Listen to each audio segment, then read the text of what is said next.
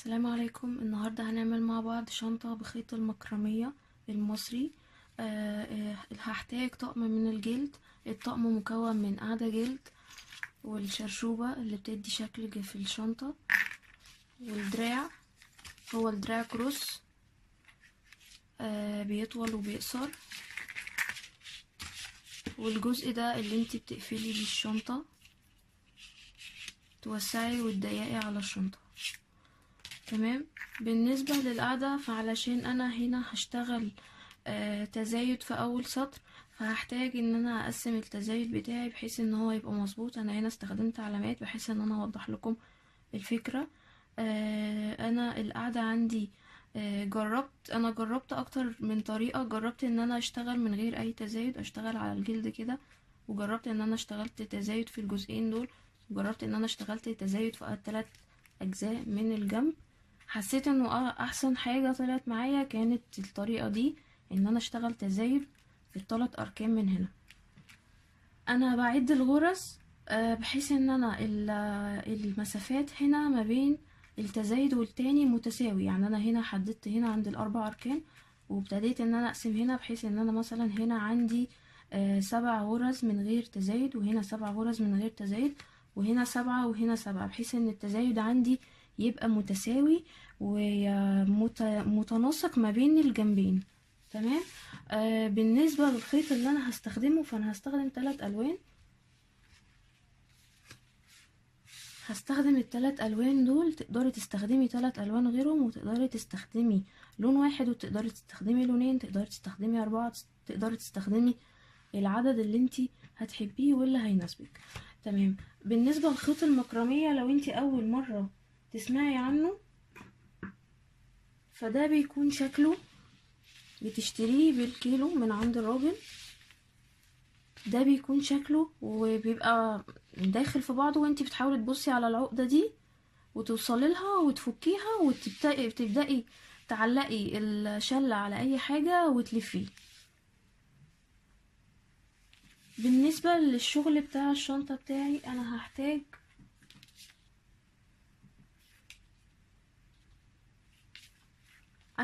من كل لون تقريبا شلتين. تمام. انا بشتغل في دواير متصلة. هعلمكم الطريقة ازاي. هبدأ من الجزء ده،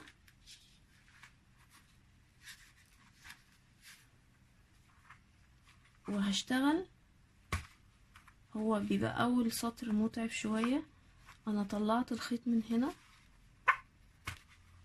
هشتغل سلسلة اول واحدة، وهوضح لكم برضو ازاي تقدري تداري الاجزاء بتاعت الفتل بتاعتك من غير ما تتعبي في الشغل معاكي.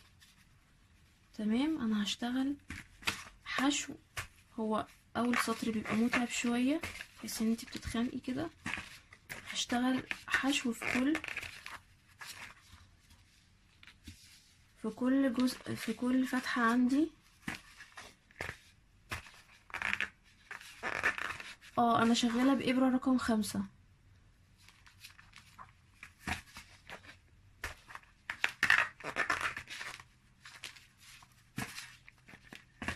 انت بس هتتعبي في اول سطر عشان بيبقى بس الإبرة مع الجلد بتبقى متعبة شوية.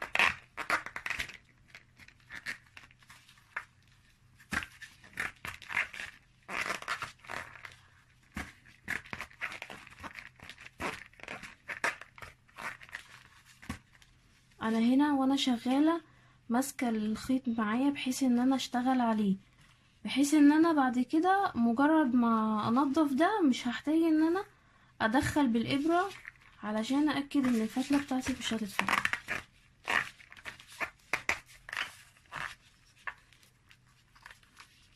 خلاص، انا هكتفي ان انا ثبتها الجزء ده واشتغل عادي. تمام.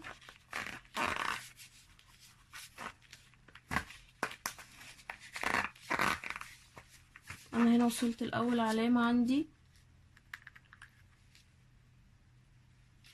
هشتغل فيها تزايد، يعني هعمل 2 حشو بدل واحدة.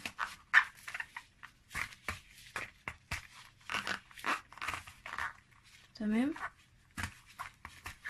كمل شغل.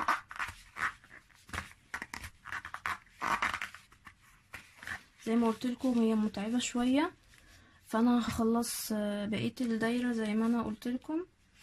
هشتغل في كل علامة 2 غرزة حشو، وهوصل هنا وهقول لكم هكمل شغلي ازاي.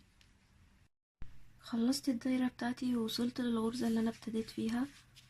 عملت تزايد في الاركان اللي انا كنت محدداها، فاضل دي بس. تمام. وانا بالنسبه للشنطه بتاعتي احسن حاجه ان انا اشتغل في دوائر متصله، بحيث ان النهايه بتاعت كل سطر ما تبانش في الشغل وتبقى مديها شكل مش لطيف، بحيث ان المشكله عندي بس هتبقى في اول سلسله، هي بس هتبقى هي اللي شكلها طالع، انما باقي الشغل مش هيبقى فيه اي مشكله. خلاص انا هنا وصلت الاول سلسله، اول غرزه حشو اشتغلتها، وهشتغل غرزه حشو بدل ما اقفل بمنزلقه. تمام.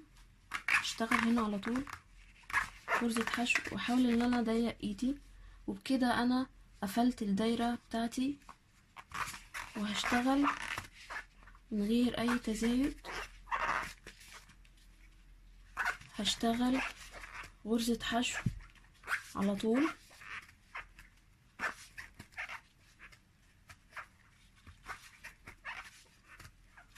بالنسبة لاتجاه غرزة الحشو، في ناس بتفضل ان هي تشتغل غرزة الحشو على وشها، وفي ناس بتفضل ان هي تشتغلها على ظهرها.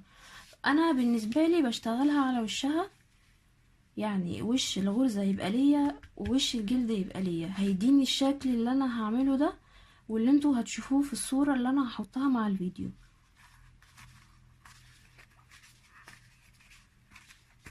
مش هيبقى عندك اي مشكلة خالص، هتفضلي تشتغلي من غير ما تبصي على التزايد، ولا اصلا هيفرق معاكي تزايد او نهاية للسطر، لان انتي شغالة في دواير متصلة.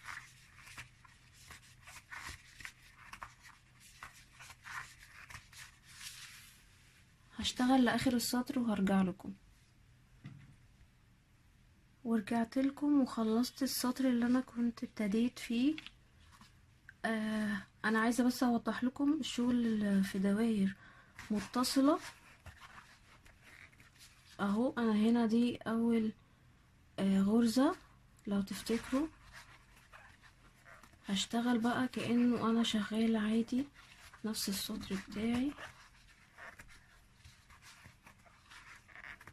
وهنا مش بيبان اذا كنت انا قفلت او ابتديت، كل الشغل شكل بعض، وهقول لكم ازاي في الاخر خالص بنقفلها.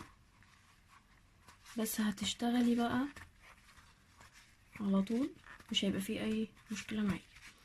بالنسبه لي انا اللون الاولاني هشتغل منه في رينج من 10 ل 11 سطر. عدد الاسطر هتبقى باينه، يعني انا هنا 2 وهنا 3.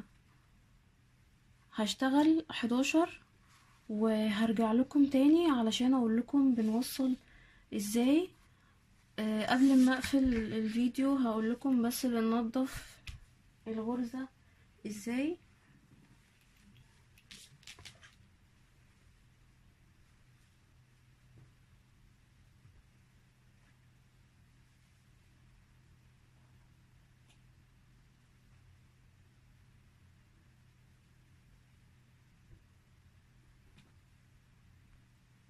بالنسبة لأول فتلة اللي هي وصلت بيها في الأول خالص، كنت اشتغلت عليها جزء من شغل الحشو وانا شغالة، بحيث ان هي عندي كنت ابتديت هنا وهي وصلت هنا انا كده اكدت ان الفتلة بتاعتي عمرها ما هتتحرك وعمرها ما هتتفك. بستخدم الولاعة، وخدوا بالكم كويس جدا بشتغل ازاي.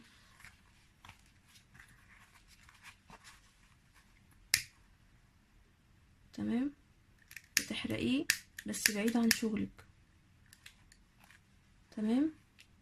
اتبقى عندك الجزء ده، حاولي ان انتي تلسعيه او تسخنيه حته صغيره كده، وتروحي دايسة عليه بالجزء المعدن ده كده على الشغل كده، عمرها ما هتتفك، وفي نفس الوقت هيبقى الشغل عندك نضيف. انا هنا مش باين عندي اي حاجة، ده الشغل من جوه، يعني انتي حتى كمان شغلك من جوه هيبقى نضيف. هكمل شغل عادي وهرجع لكم لما اجي اوصل اللون التاني.